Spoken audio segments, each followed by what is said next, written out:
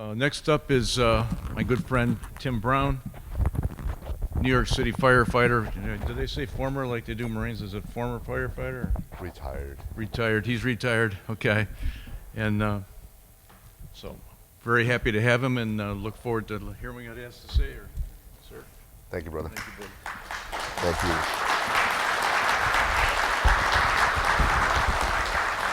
Is this working or not? How about now? Is it okay? Can you hear me? Okay, thank you. I just want to give a quick commercial to something that's going on right now, and it's exigent, and they need help. And I got involved through some special forces, friends of mine, and some intelligence community people I work with. But I don't know if you've heard about Task Force Pineapple or the Pineapple Express. As the U.S. withdrew from Afghanistan, there are a lot of the interpreters and others who worked with our special forces over the last 20 years who are now trapped in Afghanistan and in extreme danger. If you see me sit, I've been on my phone like since I've been here, trying to get help to those people. So the website, they need help, they need money. It's operationrecovery.org. And anything you guys can do to help out to get these people who helped America over the last 20 years is greatly appreciated. So, you know, those special forces went over there for us in general, for America, but for me and for my brothers in the fire department in New York and the law enforcement, for those families, they went and served justice for us. So we're trying to help them back now.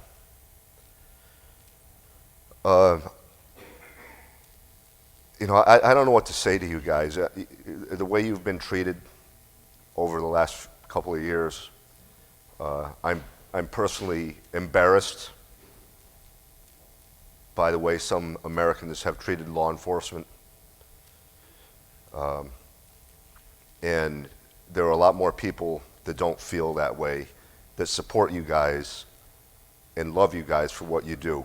And we couldn't live in safety and in freedom without the sacrifices you guys make every day. So from me personally and from that majority of people, thank you. And we love you guys. And we pray for you. So hopefully we'll get back on the right track with this stuff. I was a New York City fireman. I went on 1984. I was a South Bronx guy for the first 7 or so years. And then I went to Times Square for a year and a half, but then I wound up in Rescue 3, which is kind of the special operations of the Bronx Harlem Fire Department, right? We had basically one rescue company in each borough. And mine covered north of 125th Street in Manhattan and the whole borough of the Bronx. So you can imagine how that went. It was probably the highlight of my firefighting career was Rescue 3. And as you guys know, the firemen eat, sleep, and go into harm's way together, just like you guys do. And so you get very close with those you work with. I lost over 100 friends on 9/11. That was a direct result of radical Islamic terrorism growing, manifesting itself in a faraway land, and we were unable to stop it. We need to not make those mistakes again.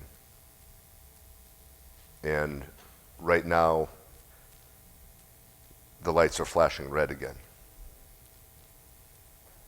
It's not a good place. Because in the end, if there's a domestic attack here on our soil, who are the first people to respond? Sitting right here. So these big foreign policy decisions affect our lives, affect our families' lives. They're important. So I'll tell the story of what happened to us. I call it the heroes and horrors of 9/11. After I left Rescue 3, I went on a detail into Mayor Giuliani's office. I became friends with him back then. And he had created a new Office of Emergency Management. It was staffed by law enforcement, fire, and other supportive, skilled people.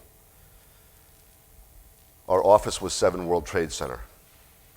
I was a responder, so we would respond to emergencies and disasters on behalf of the mayor. And it's really good when you have a mayor like Rudy, because people get shit done because they don't want to hear from him, because he's a hands-on guy. So when they saw us show up with our mayor's office jacket and just make sure everything was going well and that everybody was playing in the sandbox together nicely, it meant something. So it was very gratifying to be able to do that work. Our office was 7 World Trade Center, 23rd floor, where we had our EOC. I went in that morning around 8, a little bit before 8. I always went to the cafeteria on the 3rd floor, where I would have my Cheerios, and I bought all the local newspapers, because it was before smartphones. And I would just sit there kind of by myself and go through the newspapers and eat my breakfast, so that I was up on what was happening in the city. I was sitting there, the power went out. Unusual for a modern high-rise building in New York.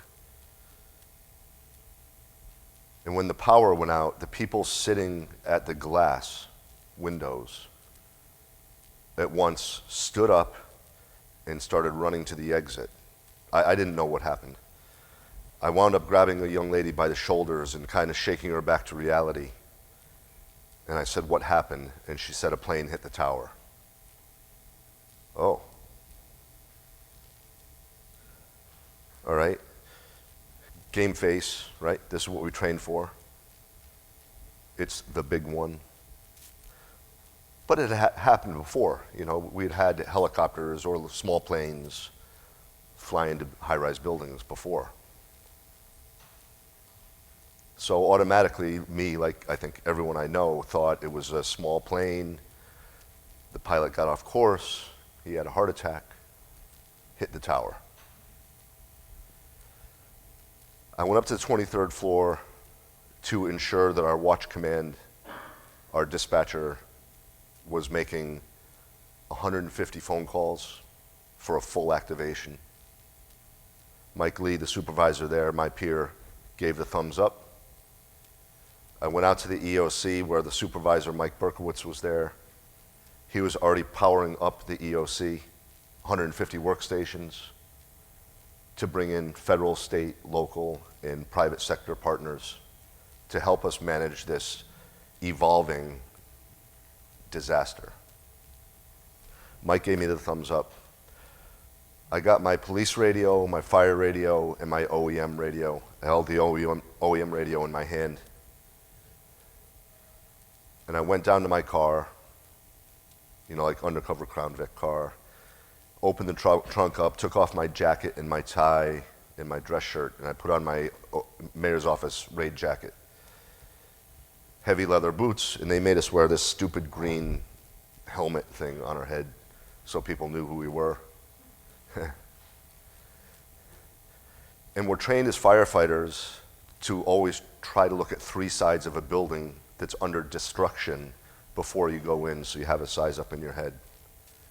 And I wanted to do that, so in order to do that, I had to go from the street level up to the plaza level. up an exterior staircase, concrete staircase. This staircase becomes famous later on because it's in the 9/11 museum. It's called the Survivor Staircase because hundreds or thousands of people, civilians, ran down that staircase to get away from the attack and lived. But now in the beginning, like we do, cops and firemen, we're running toward it, right? So I run up the concrete stairs. I get up to that plaza level, and over the whole World Trade Center plaza level is debris. On fire, black smoke, white smoke. And if you remember in the video, all those papers floating down from the offices up top.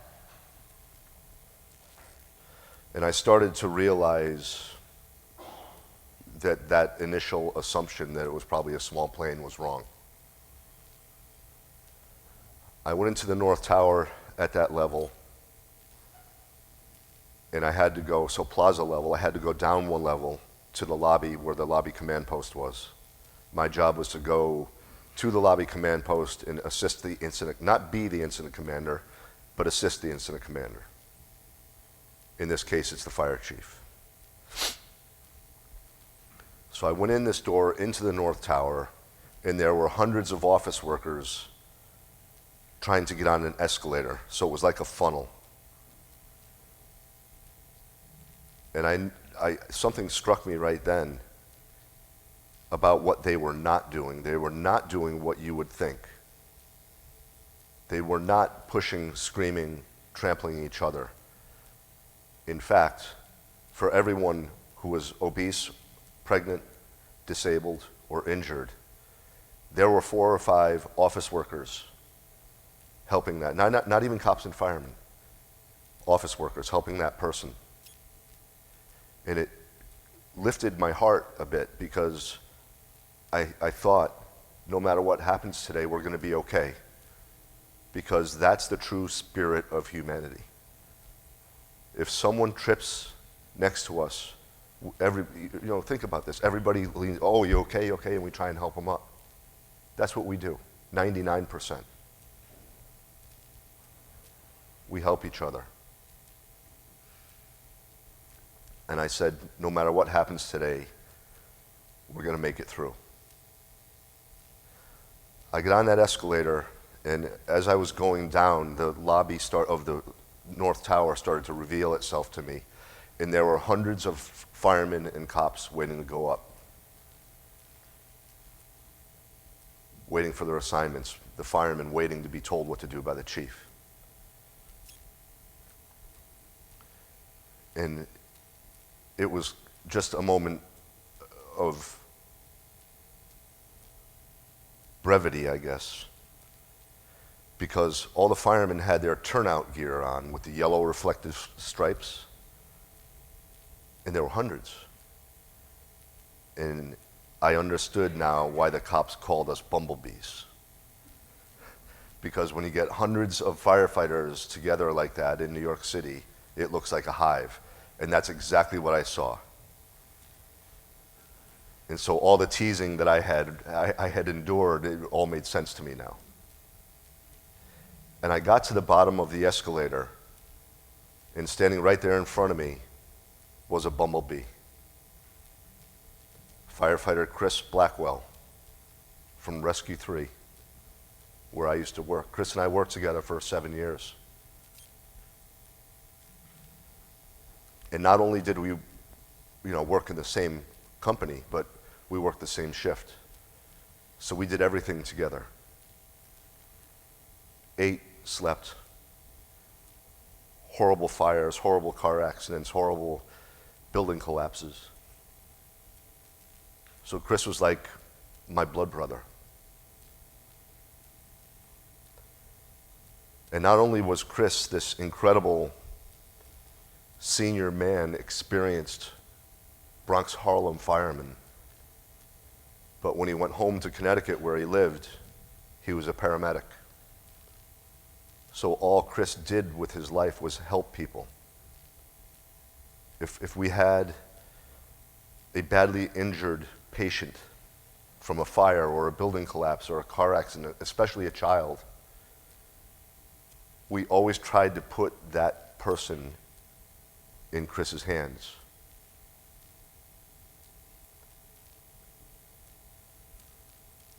Because we knew that was the best chance they had at life, was in Chris's hands. Now, we were the Bronx Harlem guys, right, as opposed to the Manhattan guys. I'll talk about the Manhattan guys in a minute. But we were the Bronx Harlem guys. We didn't really follow the rules. We really didn't even know there were rules, and we didn't really care. So, unshaven, all your gear is all burned up. You know, we didn't really repair it. It was kind of a point of pride for us. Your helmet was all burned up and it sat wrong on your head. And that was Chris, if you can picture that. And Chris and I came right face to face at the bottom of the escalator. And we always greeted each other the same way. We come face to face like this, come to attention. Chris always had the unlit stub of a cigar hanging out the right corner of his mouth to complete his caricature. And he would go like this, take the cigar out, we both lean in, kiss on the lips. He would straighten back up and put the cigar back in his mouth. And of course, you know that I love this man like he was my brother. So we meant it. But it was so freaking funny watching the firemen freak out when we did it. And so we did that in the North Tower lobby early on. Later, when his children found out that story, it made them very happy. It lifted their hearts that Chris knew that he was loved shortly before he left this earth. And Chris said to me, "Timmy, this is really bad," which means something between us because of all we've been through together. And I said, "I know, Chris. Do your best, be careful, I love you." And he said, "I love you too." And with that, Chris turned around and he went in the stairwell and he went up, knowing and making the choice to do that, but knowing that he probably was not coming back. Someone yelled my name across the hive of bumblebees. And I looked over and I could see my best friend, Captain Terrence S. Hatton, captain of Manhattan's Rescue 1, the varsity squad of the Manhattan Fire Department. And as much as I described the Bronx Harlem fireman in Chris Blackwell, Terry was the opposite. Terry was the model of a perfect fireman. Tall, handsome, clean-shaven, baby face. We called him Doogie Hatton, boy captain. His tie is on right, his gear is all new and fresh and clean, and his helmet, same. 6'4", in his boots and helmet, 6'7", 6'8". And I ran over to my best friend. And he had his arms out like this, and I put my arms out, and I went into his chest. And he wrapped his arms around me with his Halligan and his light. And I kind of got lost, like in his chest and shoulder as we squeezed each other tight. And he turned his head and he kissed me on the cheek, on my right cheek. And he said, "I love you, brother. I may never see you again." Terry was the captain of Rescue 1 for a reason. Terry not only had great experience as a firefighter. As Mayor Giuliani said, he felt like Terry was in his office once a month to be getting another heroism award. But Terry was also really smart. And the leadership of the New York City Fire Department then were grooming Terry to be the next chief of the New York City Fire Department, to lead the fire department in the next generation. That's why he was the captain of Rescue 1. Always 7 steps ahead in his mind. I love you, brother. I may never see you again. When he said that to me, I blew him off. Like, yeah, whatever, Terry. Because we had done so much over our careers together. We had crawled down so many dark, smoky, hot hallways together and building collapses.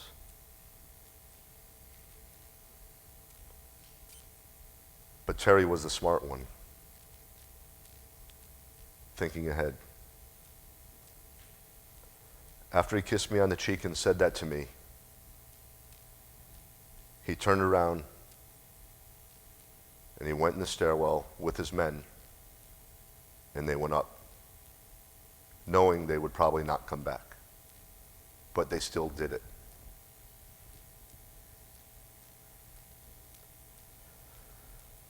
A fireman came running into the North Tower lobby yelling, "A plane hit the South Tower, another plane." The leadership huddled up. We decided how to split our forces. Myself and Chief Burns were going to go to the South Tower and open that command post to try to manage the second biggest disaster in the history of the city of New York, occurring at the same time as the first one right next door. Chief Burns, another big guy. If you saw in the dictionary, if you looked up in the dictionary, Irish fire chief, it would be his mug. Red rosy cheeks with lines of experience permanently etched into his face. 41 years in the New York City Fire Department. One of the most respected chiefs of our generation. And my friend. And he would talk out of only one side of his mouth. This side didn't move. This side talked. And he was from the boroughs, so he had a thicker New York accent. And we're running next from the North Tower to the South Tower together, and I said, "Chief, what do you need me to do?" "Timmy, there's not much you and I can do. I've ordered a 5th alarm, another 350 firefighters. But it's going to be a while, because the first 350 are going to the North Tower. We're on our own. Do your best and be careful." "Yes, sir, Chief." A woman came over to us yelling that there were people trapped in an elevator. And Chief gave me the nod, "Go." And I followed her around to the South Tower elevator lobby. And there was one car she took me to, and the hoistway doors were open so you could see into the shaft. But the elevator car did not come down all the way, so just at the top of the opening you could see the feet of dozens of people who were trapped in the elevator, and they were screaming. I didn't know it at the time. I found out later that that elevator car had free fallen 70 stories, because when 175 hit the South Tower, it snapped the cable for that elevator. So these people had just taken this horrific ride, thinking they were going to die when it smashed, but the emergency brakes stopped it like they were supposed to. But now those emergency brakes are holding that car from moving. In addition to this, the elevator pit below them was on fire, and they were above it, so they were getting burned. And they didn't really need a mayor's office guy, they needed a fireman. in my frustration, trying to figure out what the heck I'm going to do, I turned to my right and my shoulder hit someone who had come up behind me, and I looked over and it was a bumblebee. And I looked up at his face and it was my good friend, Michael Lynch, firefighter Michael Lynch from Ladder 4, who I'd worked with in 1990, 91. And he was very highly regarded, Michael, as a firefighter. And he put his hand on my shoulder and he said, "Timmy, I got it." Because he saw the look in my face and he saw what was happening to those poor people. He was the fireman they needed. Those 3 words, "I got it." Training, he had the training, he had experience, he had the tools and equipment because he brought a whole fire truck with him, and he had the intestinal fortitude to save the lives of those people.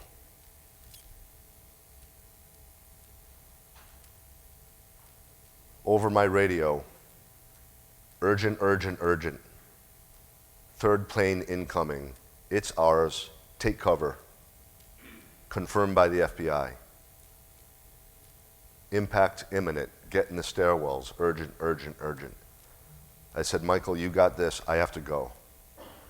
I went to the command post. I found a phone that worked, a landline. And I picked it up and I dialed 0 for operator. She picked up right away and I said, "I'm with Mayor Giuliani in the World Trade Center. I need to talk to the White House immediately." She tried desperately. She couldn't get through. I said, "Then the Pentagon." And she said, "The Pentagon's under attack," and that was the first we knew of it. I spoke with New York State Emergency Management, and they assured me that the fighter jets were coming as fast as they could to protect us overhead. We couldn't do our job and try and save people if airplanes kept crashing into us. We needed protection overhead. First time in the modern history of the New York Police Department, Port Authority Police Department, New York City Fire Department. You know, that's an army over 50,000. It's like 60, 70,000 right there. And it's the first time in the modern history of the city of New York that we had to get the military to come in and help us. It was over our heads. The lobby was filling up with people who were badly injured.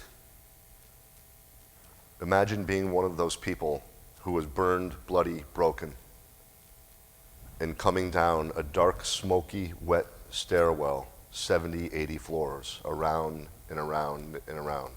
Single file, because it was only room for one line going down and the firefighters and police officers going up.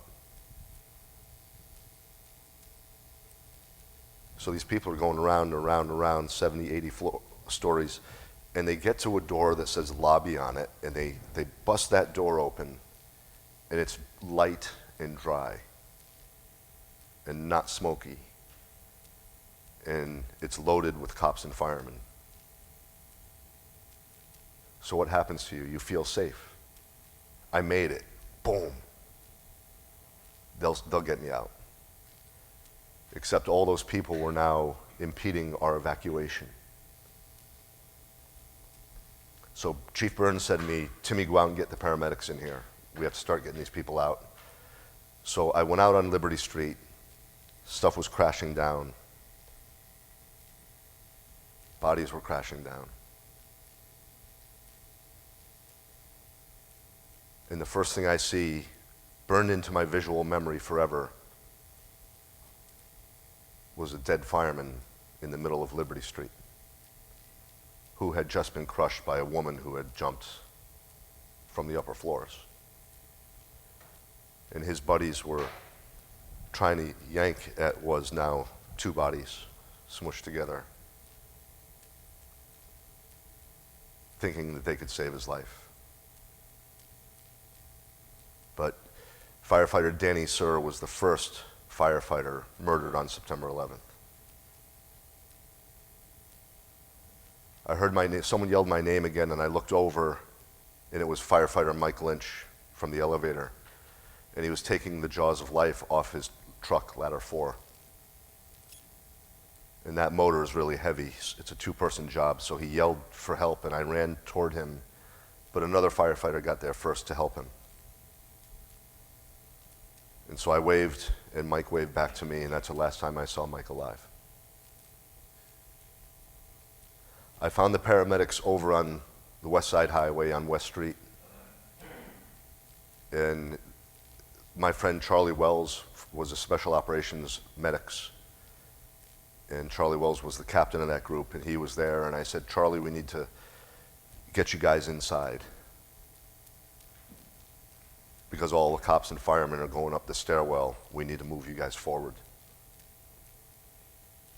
So they got all their stuff together, they loaded the stretcher up, put on their helmets. Myself and 3 paramedics and the stretcher, we went running back to go into Tower 2. And we're trying to stay as close as we can to the adjoining building, 3 World Trade Center, the Marriott Hotel, so that we didn't get crushed. And the tower was set back on the sidewalk, so we came around the corner of the Marriott Hotel, and we were about 20 feet to the door of the South Tower when it collapsed. Because we hadn't gone into the building, we heard it. And the first indication was a very, very loud crack of a piece of steel cracking. It was so loud that it echoed through the canyons of Lower Manhattan. And nobody even looked up. We knew what it was. And we're trained as firefighters to always, you can never outrun a collapse. It always happens too fast. You have to seek immediate cover. So I yelled to the medics, follow me. And we ran right back into the Marriott Hotel door, which we had just passed. And that was the door to the restaurant that was in the lobby of the Marriott, called the Tall Ships Restaurant. Got inside that door, it was as clear as this, and like that, it went pitch black. Tower 2 was collapsing onto the Marriott Hotel, and now the Marriott Hotel was collapsing around us. Everything that wasn't nailed down was in our face. It was pitch black. The dust was coming at me so fast that it filled up my eyes and my ears and my nose. And I was trying to stick my mouth into my shirt so I could breathe. The noise was so loud that the only way I can describe it is sitting on the tarmac at JFK Airport, surrounded by 747s full blast. I hit the ground, I started crawling. I knew my only chance at survival was to find a vertical column, right? We find people in building collapses who have survived near the vertical columns, because that's the strongest part of a building. And I knew it was my only shot, even though there was very little chance even then. I found a column, or rather I think it found me. I don't know how I found it that quickly, other than faith. And I wrapped my arms around it, and I held us as tight as I could onto this column.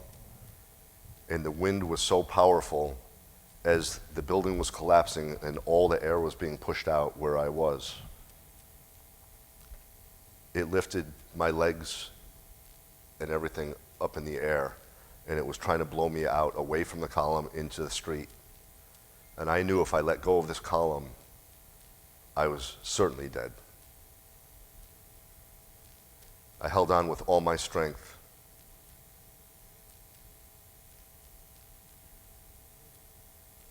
And I just thought how unfair it was I couldn't hold my family one more time. I lost my helmet. My pagers got ripped off my belt, but I was still alive. And as fast as it started, it stopped. Probably less than 30 seconds altogether.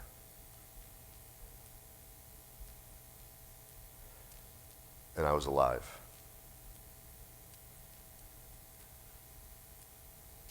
But I wanted to get the hell out of there now, fast. I wanted to live. I went back toward Liberty Street where I had come in, but the building was collapsed, so it was just steel and rubble. And I came across a truck with a diesel truck with the motor running and the headlights on. It was still pitch black where we were. And I did not recognize it as a fire truck. And as soon as I realized, all I could think of was that it was a truck bomb, that they had driven a truck bomb into what was left. And so I turned around and I went deeper into the restaurant toward the lobby of the Marriott Hotel, or what was the lobby. And I came to a metal roll-down gate that was down. And I put my fingers under it to lift it up because I wanted to keep going that way, away from that truck. And I lifted it up a few inches, and all these fingers came from the other side of people who were trapped on the other side of this roll-down gate. And we lifted it up, and there were about 15 of them, some firefighters and some civilians trapped on the other side. And I told them, we have to keep going that way. And they said, there is no that way, it's gone. The collapse had come through the lobby of the hotel right behind them and killed half the people they were with, half the people they were saving. And it was 7 stories down. And the ledge they were on was just a few feet wide. 7 stories there, roll down gate here. So when we lifted up the roll down gate, they had a way to go. So we turned around again and we went back into the restaurant, what was the restaurant, and a fireman was coming in from the other side with a bright light coming from the outside, and he was yelling, come this way. So we formed a chain, we went over the rubble, and we went toward him, and we got out, and we lived. There were about 35 of us from that area that lived.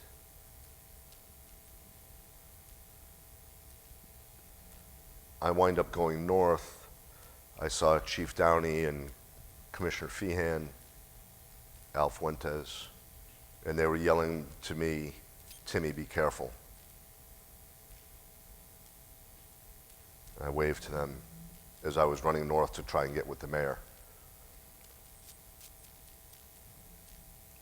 Within 10 minutes, 2 out of those 3 would be dead.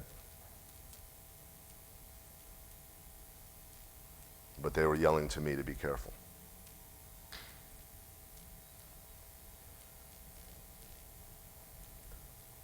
So that's a story of my survival. I just want to do numbers because it's important.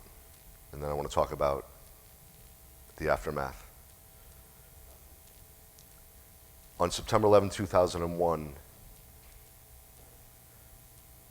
nearly 3,000 innocent human beings were murdered by radical Islamic terrorists who planned their nefarious actions in Afghanistan and other places. No matter what you call them, whether you call them Al-Qaeda or ISIS-K or whatever you want to call them, it's the same Islamist ideology, which is to hate America.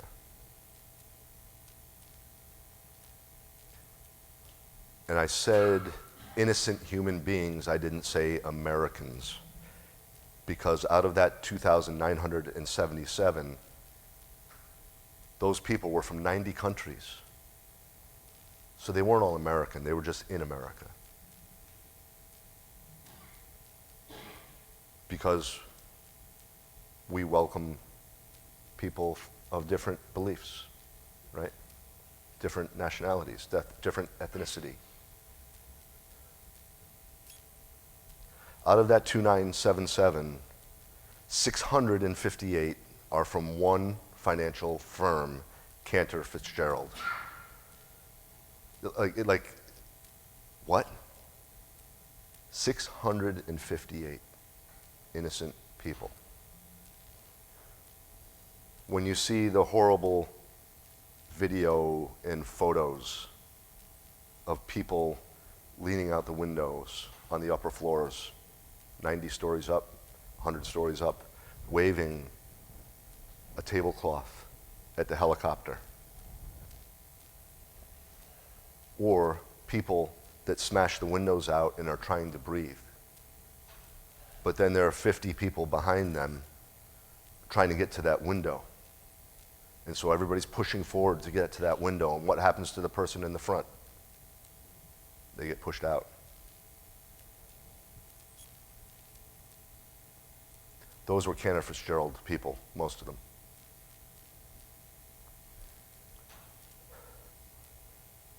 When it comes to us, first responders, 343 New York City firefighters, 37 Port Authority police officers, and 23 NYPD police officers were murdered by Al-Qaeda, by radical Islamic terrorists. You have to tell the whole truth when you tell a story. You don't just tell part of it. All those first responders did what Chris did, what Terry did, what Patty Brown did, what Mike Lynch did. They knew it. What did they do? They fulfilled their oath that they had taken when they became firefighters, when they became police officers. That oath is really important because you're promising that when called upon one day, if called upon, that you will give your life for your neighbor, who you might not even know,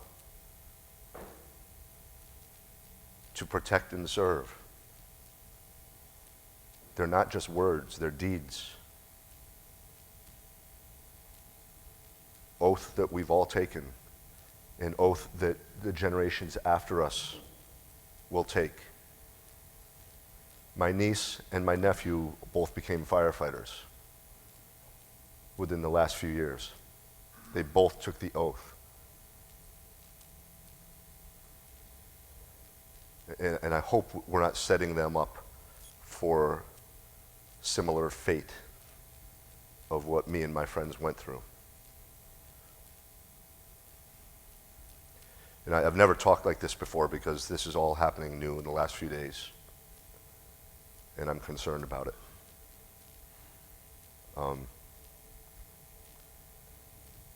Every one of those police officers, firefighters, and the civilian people like Wells Crowther, who was 24 years old,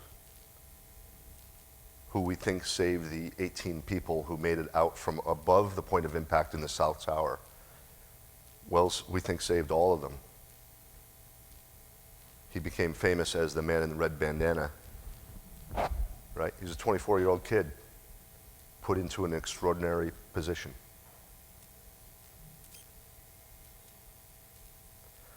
I hope you guys never get put in that position. I hope your children don't get put in that position, because I know what you'll do. And I wish the politicians, the elected officials, all heard this story, and all heard the story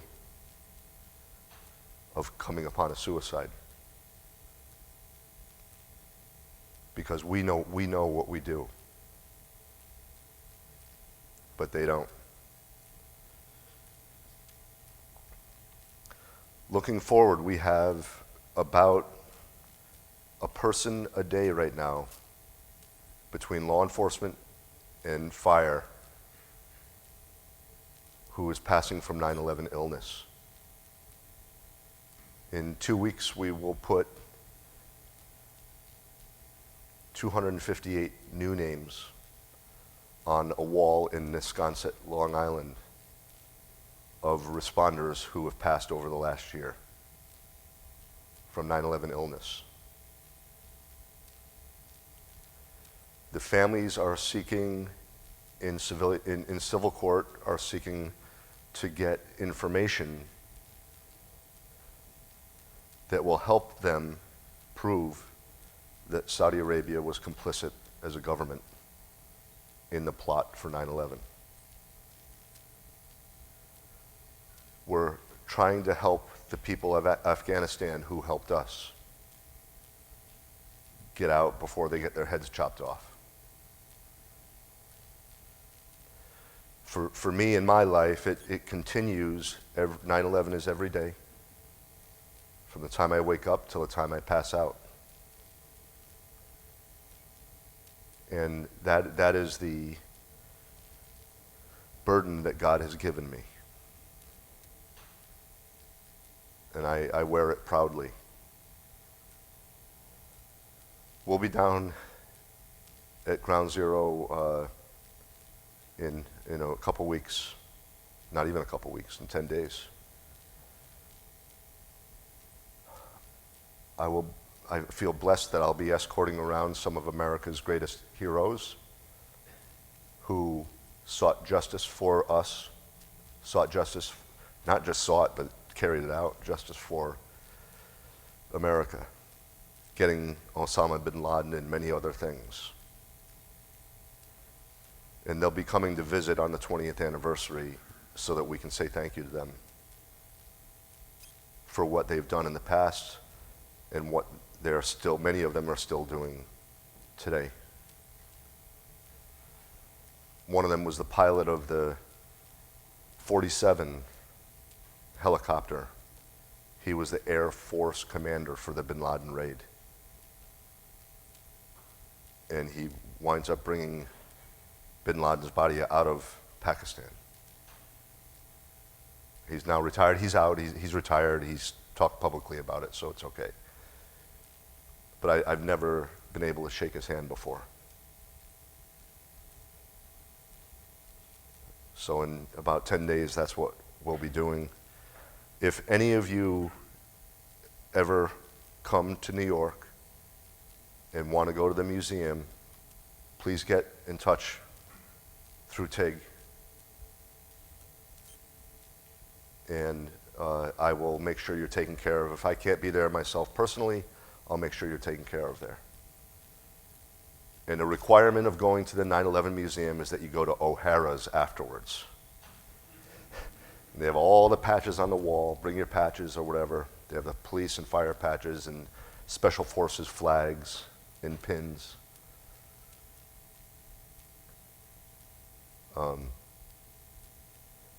But please come. If you haven't been to the museum, please come. They did an incredible job in telling the story in a difficult environment. But remember us in 10 days. Pray for us. I pray for you guys every day, law enforcement in America. And I guess, as I said in the beginning, we love you. We're behind you. We'll fight for you. And we'll vote in a way for people who support you, which is most of America. And Copper,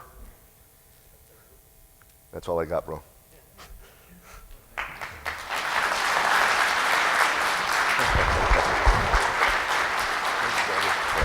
I love you, man. I love you too. And I will see you later.